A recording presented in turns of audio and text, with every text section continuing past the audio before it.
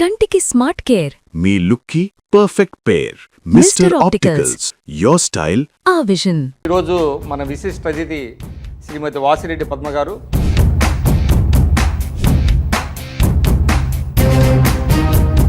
ప్రస్తుతం మీరు ఏ రాజకీయ పార్టీలో లేనట్టేనా? మరి ఎందుకు జనసేన ఎందుకు మీకు ఆహ్వానం పలకలేదు?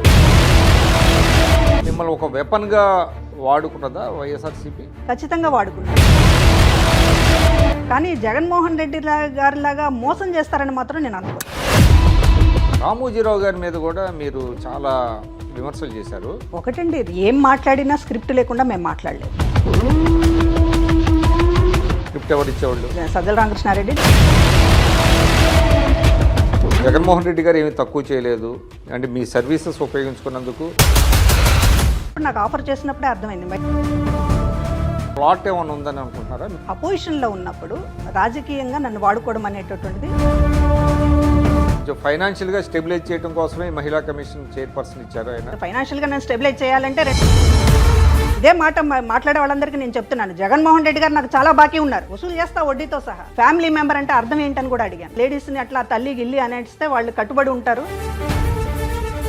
ఎందుకు మీకు విజయసాయిరెడ్డి మీద ఎనిమిటీ? ఆంధ్రజ్యోతిలో బ్యానర్ ఐటమ్ ఇచ్చారు, ఏది పదవి లేకుండా హల్చల్ చేస్తుంది.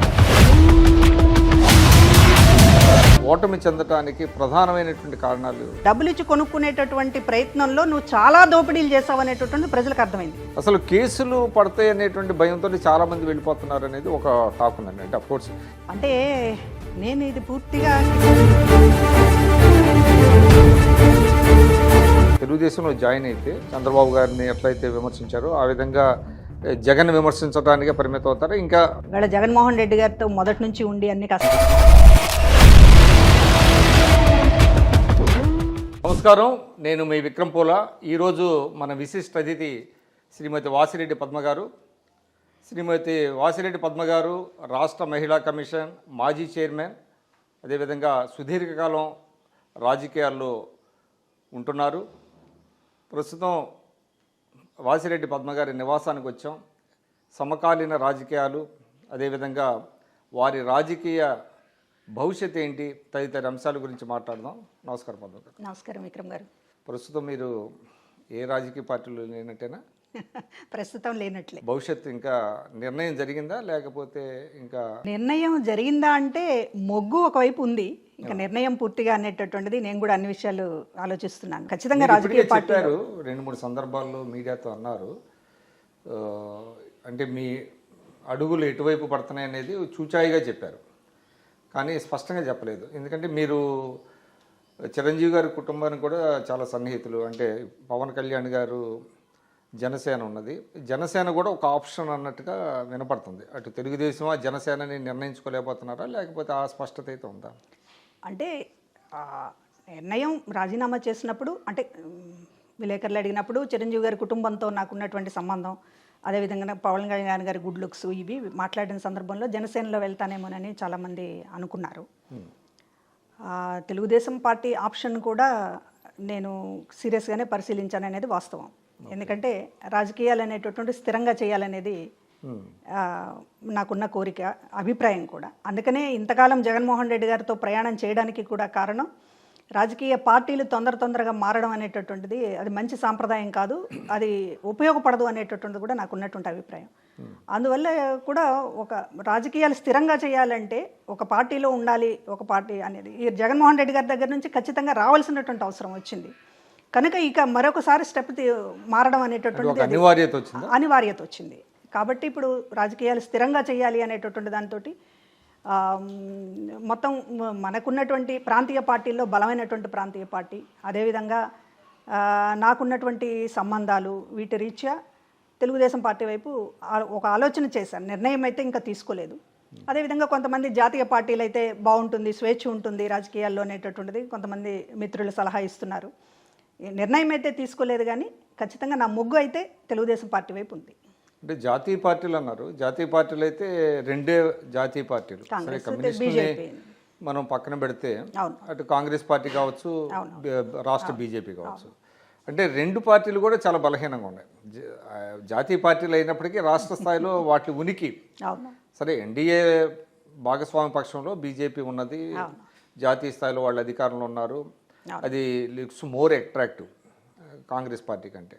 కానీ మీ భావాలు, మీ సిద్ధాంతాలు, మీరు కొంత వామపక్ష భావజాలం నుంచి వచ్చిన వాళ్ళు కాబట్టి మీకు బీజేపీ సరిపడదు కదా.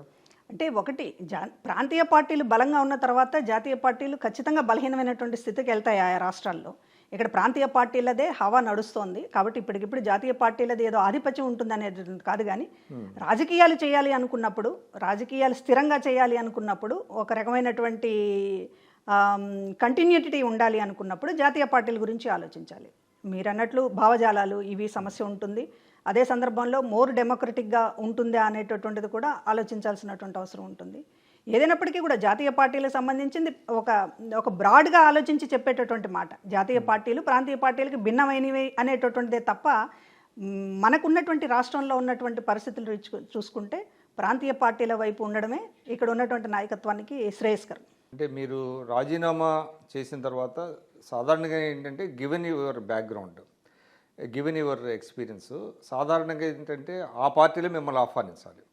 కానీ ఆ పరిస్థితి లేనట్టు కనపడుతుంది. అంటే ముఖ్యంగా మీ గురించి బాగా తెలిసిన వాళ్ళు జనసేనలో మీకు ఆహ్వానం అందుతుంది అని అనుకున్నారు. పవన్ కళ్యాణ్ గారి నుంచి కానీ నాగబాబు గారి నుంచి కానీ, ఎందుకంటే నాగబాబు గారు మిమ్మల్ని ప్రజారాజ్యంలో కొంత ప్రోత్సహించారు అని అనేవాళ్ళు, అంటే మిమ్మల్ని స్పాట్ చేశారు. ఆయన అధికార ప్రతినిధిగా మొట్టమొదట సజెస్ట్ చేసింది నాగబాబు. అది మిమ్మల్ని ఒక సభలో మిమ్మల్ని స్పాట్ చేసి ఏమైతే బాగా మాట్లాడుతున్నారు అని నాగబాబు అప్పుడు చిరంజీవి గారికి సజెస్ట్ చేయడం, మిమ్మల్ని ఆ విధంగా మీకు అధికార ప్రతినిధి ఇవ్వటం జరిగింది. అది అందరు అంటారు, నాకు కూడా తెలుసు. కానీ మరి ఎందుకు జనసేన ఎందుకు మీకు ఆహ్వానం పలకలేదు? ఆహ్వానం పలకపోవడం ఏం లేదు. ఇప్పుడు ఉన్నటువంటి పరిస్థితిలో కూటమి ఉన్నటువంటి ఒక బలమైనటువంటి పొజిషన్లో కూటమి ప్రభుత్వం ఉంది. ఎవరు బయటకు వస్తారు, వాళ్ళని మనం పిలిచి ఆహ్వానించాలి అనేటటువంటి పరిస్థితి మూడు పార్టీల దగ్గర లేదు. ఇప్పుడు ఉన్నటువంటి ఒక 6 నెలలు కూడా కాలేదు, ఒక 164 సీట్లు వచ్చినటువంటి ఒక విజయం మూడ్లో ఉన్నటువంటి వాళ్ళు మనల్ని పిలుస్తారనో లేకపోతే ఆహ్వానిస్తారనో మనం తలుపు తట్టాల్సిందే ఎవరైనా సరే. అంటే మీకు స్పష్టత ఉంది. ఖచ్చితంగా మాజీ మంత్రులైనా కావచ్చు, లేకపోతే ఉప ముఖ్యమంత్రులుగా చేసిన వాళ్ళైనా అవ్వచ్చు, ఎవరైనా సరే ఇవాళ ఈ పార్టీలకు సంబంధించి వెళ్ళాలనుకున్నప్పుడు ముందు వీళ్ళు అడగకుండా వాళ్ళు పిలిచి మా పార్టీలోకి రండి అనేటటువంటి ఇదిలో ఉండొచ్చు. ఒకటి నాకు సంబంధించి వచ్చినప్పుడు 2017లోనే తెలుగుదేశం పార్టీ అధిష్టానం నన్ను ఆహ్వానించింది పార్టీలో. 2017 అప్పుడు తెలుగుదేశం పార్టీ అధికారంలో ఉంది. ప్రజారాజ్యంలోంచి బయటకు వచ్చినప్పుడు కూడా అంటే బయటకు రావడం మీన్స్ ప్రజారాజ్యం కాంగ్రెస్ పార్టీలో మీరు కూడా బాగా దగ్గరగా ఉన్నారు. నేను ఏ రకంగా ఆ రోజు నిర్ణయం తీసుకున్నాను అనేది మీరు కూడా చూశారు కాబట్టి చెప్తూ ఉన్నాను. ప్రజారాజ్యం పార్టీ కాంగ్రెస్ పార్టీతో విలీనమైన తర్వాతనే నేను చిరంజీవి గారికి కొంచెం దూరం అవ్వాల్సి వచ్చింది. ఆ సందర్భంలో తెలుగుదేశం పార్టీలో చేరాలి అనేటటువంటి ఒక ప్రయత్నం కూడా చేశాను. ఒక మీడియా అధినేతతోటి చర్చలు జరపటము ఇదంతా కూడా జరిగింది. సరే కొంచెం డిలే అవ్వడము ప్రాసెస్. అదే సందర్భంలో జగన్మోహన్ రెడ్డి గారు కాంగ్రెస్ పార్టీ నుంచి బయటకు వచ్చి కొత్త పార్టీ పెట్టేటటువంటి ఇది సహజంగా కొత్త పార్టీల్లో అది కూడా ప్రాంతీయ పార్టీ, కొత్త పార్టీలో అవకాశాలు ఉంటాయనేటటువంటి దాంతో ఆ రోజు జగన్మోహన్ రెడ్డి గారి ఒక నాయకత్వం, రాజశేఖర రెడ్డి గారి లెగసీ ఇదంతా కూడా కొంచెం బాగుంటుంది అనేటటువంటి ఉద్దేశంతో ఆ పార్టీలో జాయిన్ అయ్యాం. ఆవిర్భావం పార్టీ పెట్టకముందు నుంచి అక్కడ ఉన్నట్టే లెక్క. కాబట్టి ఇప్పుడు తెలుగుదేశం పార్టీ గతంలో నన్ను ఆహ్వానించింది. అధికారంలోకి వెళ్ళాలి అనుకుంటే ఆ రోజే వెళ్ళేదాన్ని. ఆ పొజిషన్లో చాలా సుదీర్ఘం ఉన్నాం జగన్మోహన్ రెడ్డి గారితో.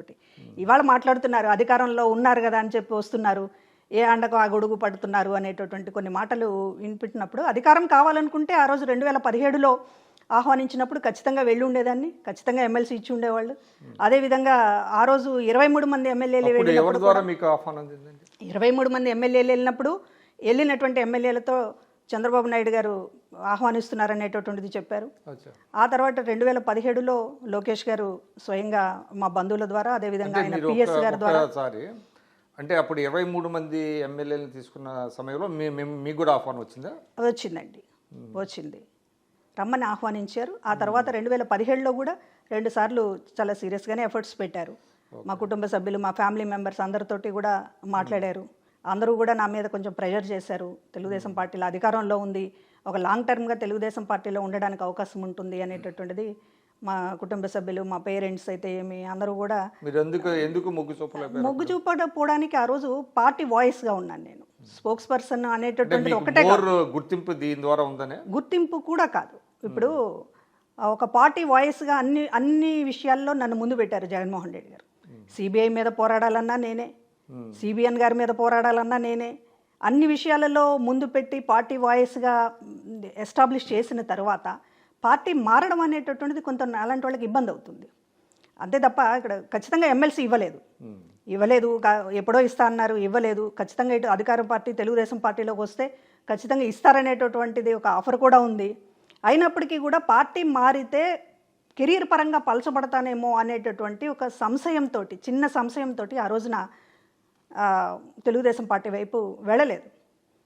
కానీ ఈరోజు ఖచ్చితంగా జగన్మోహన్ రెడ్డి గారిని వీడడం అనేటటువంటిది రాష్ట్రానికి మంచిది, ఎవరికైనా మంచిది అనేటటువంటి ఒక స్పష్టత వచ్చింది. అది కూడా ఎలక్షన్ రిజల్ట్స్ తర్వాత.